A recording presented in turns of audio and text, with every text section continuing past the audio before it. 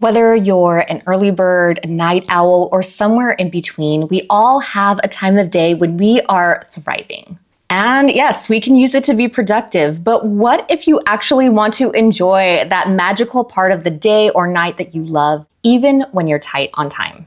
Today, we're going to talk about something I like to call emotional leaps and how they can help you make the most of your morning, evening, whenever you feel your best without taking away from your to-do list. I'm Audrey, and I help busy people slow down and recognize the beautiful things in life so they can actually enjoy them and thrive.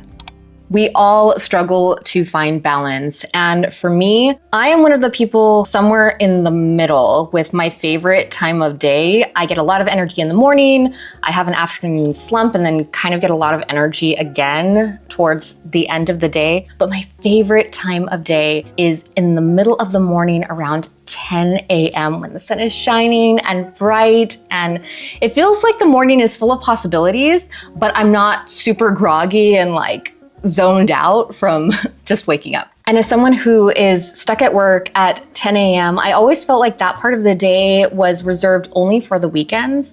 But when I was really trying to get my journalism career off the ground, weekends were really non-existent. So I would do things like try to get up super early in the morning so that I could get everything done, or I would try to stay up super late at night and try to get everything done then so that I could actually enjoy this part of the morning, this 10 a.m. golden time for me. And my body just was not having it. I was always exhausted. I felt resentful when I had to get up early or had to stay up late at night. It just wasn't feeling like it was in the cards for me. And yes, we can't all enjoy our favorite time of day every single day. That is like the dream. But I really felt like my life was just passing me by.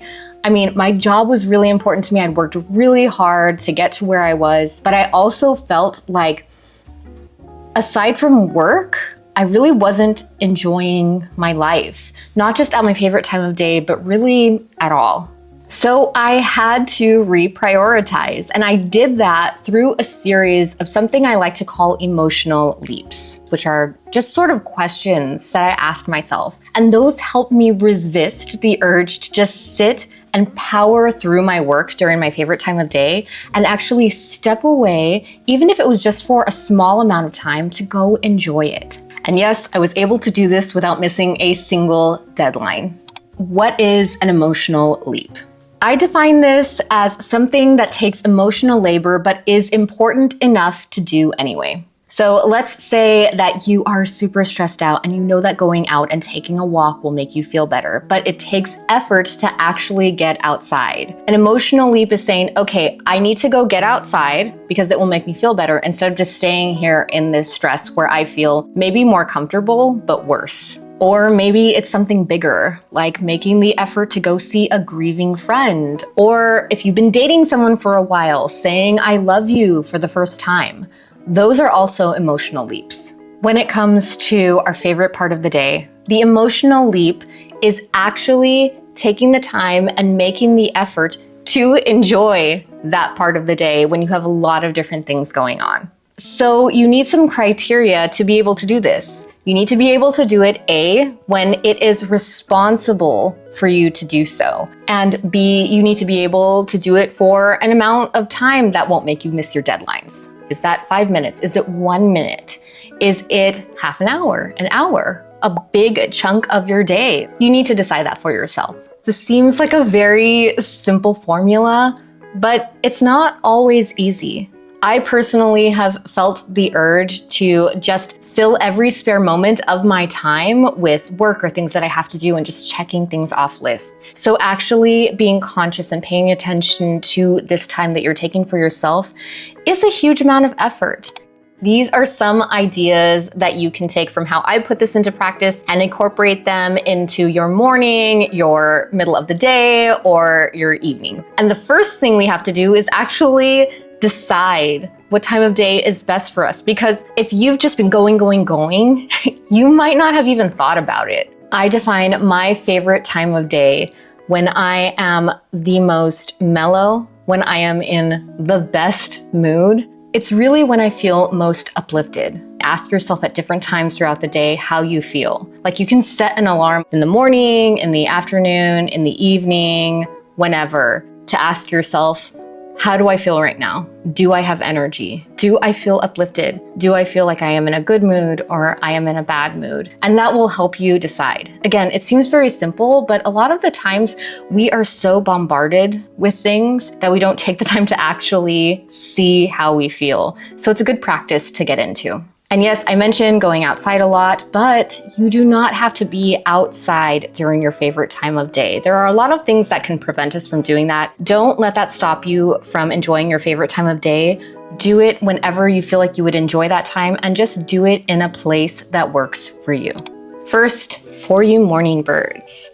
I am actually very jealous of you because I like that part of the morning too. I'm just like so groggy for it. There's so much that you can do in the morning. If you have very little time, most of us will make ourselves a cup of coffee or a cup of tea. And that is a time that you can really take for yourself, no matter how long or how short it is. And those small rituals make a big impact if you pay attention to what you're doing. For example, notice how coffee smells when it's brewing, instead of just wishing that it would brew faster. Maybe you try putting your tea in a pretty cup and admiring how nice it looks. The emotional leap here involves slowing down. Try savoring your first sip. If you have a window, you can just look outside and notice what you see. Are there birds? Are there trees?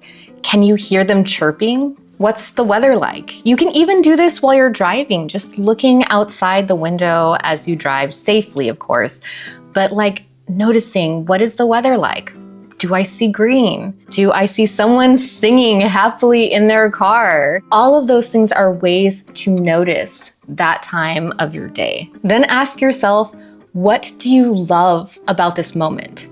This particular day, this particular morning? What are you seeing that brings you joy? What are you seeing that is beautiful? If you have more time and can go for a walk, then I would highly recommend that. Morning walks are just so beautiful when you can get outside. If you have time for a walk, going with a destination. Like my mom does a morning walk and goes to a donut shop. And something she really loves seeing is the regulars there. She doesn't sit and chat with anyone. It's more about people watching. And she will often see construction workers who are just like kind of getting their morning coffee and chit-chatting before they have to go into work for the day. She says that a lot of them actually like squeeze themselves into the same booth so they can all sit together, which I think is so lovely and so cute.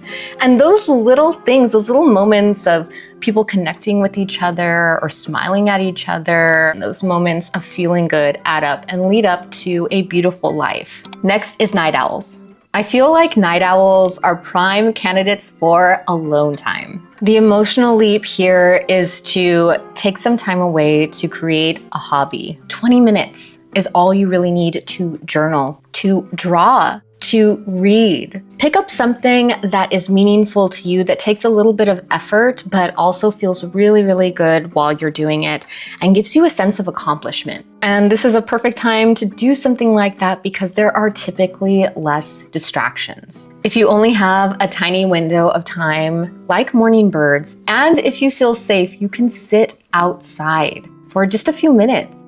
Listen to the sound of the night, the sound of crickets, maybe the occasional car going by, the wind in the trees.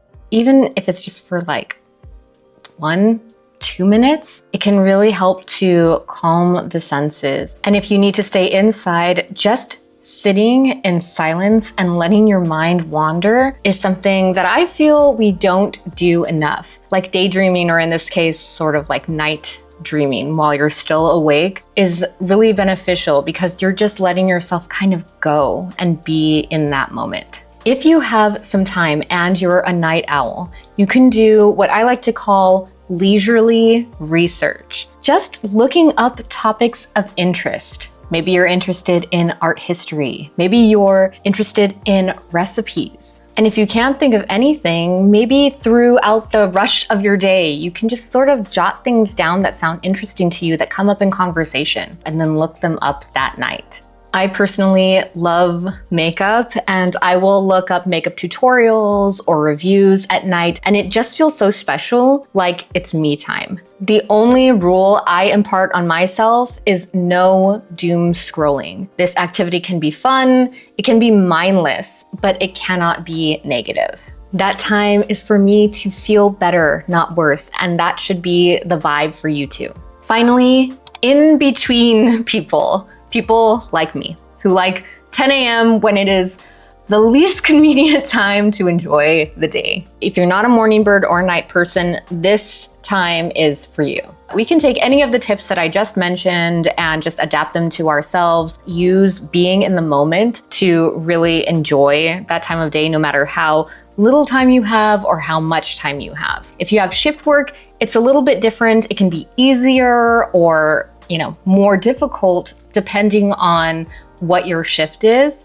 I remember when I used to work in a department store, there was no way that I could leave the department store at a random 10 a.m. when it was my shift. You cannot leave at certain jobs, and I totally get that. You can still benefit from what I'm about to say. So remember, we're taking breaks during our favorite time of day, A, when it feels responsible to do so, and B, in an amount of time that won't make us miss our deadlines. If this is a very short amount of time, go to a place where you can take 1 or 2 minutes of mindfulness. This could be outside, this could be in your car, this could be in the break room, maybe it's at your desk. And by mindfulness, I just mean 1 or 2 minutes of paying attention to what is around you. Set a 1-minute timer on your phone if you have to. Sit or stand and notice what you see, what you hear, and ask yourself why this is your favorite time of day.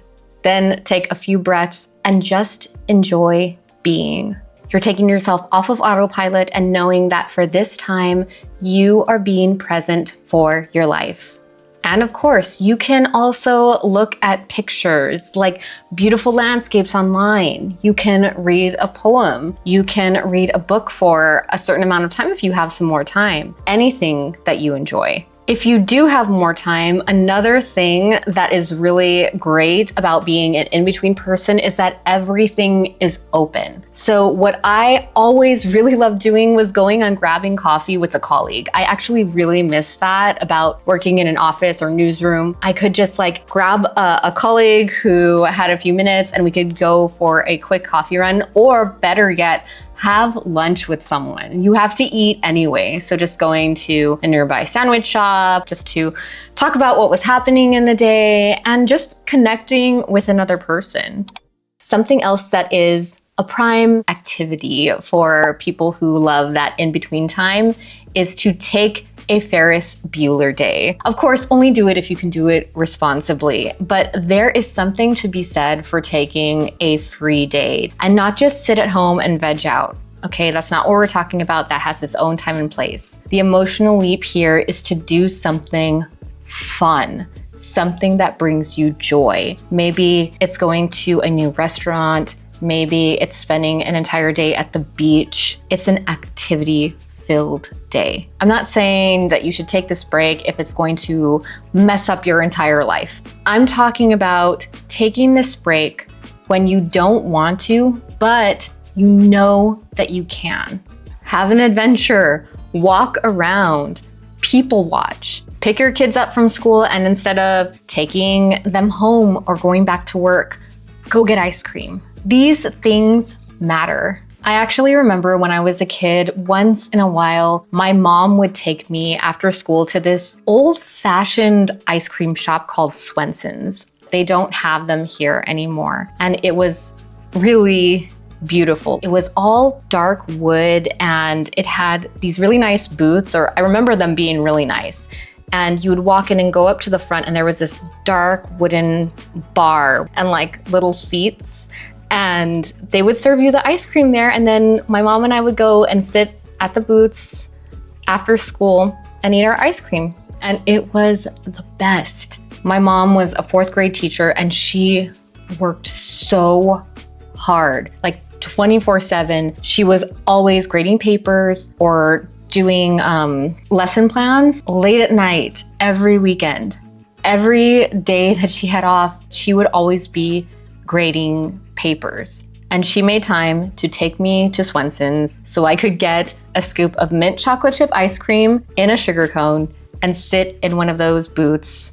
I talked to her about this recently, and both she and I remember this so clearly. And we will remember this for the rest of our lives because it was important. And it is important for you to be able to enjoy your life, for you to be able to have moments like this, whether it's with another person or whether it's just by yourself, looking out the window or enjoying a cup of coffee, the sound of crickets late at night. Whatever it is, those moments are important. And before you know it, they will have made up a beautiful life.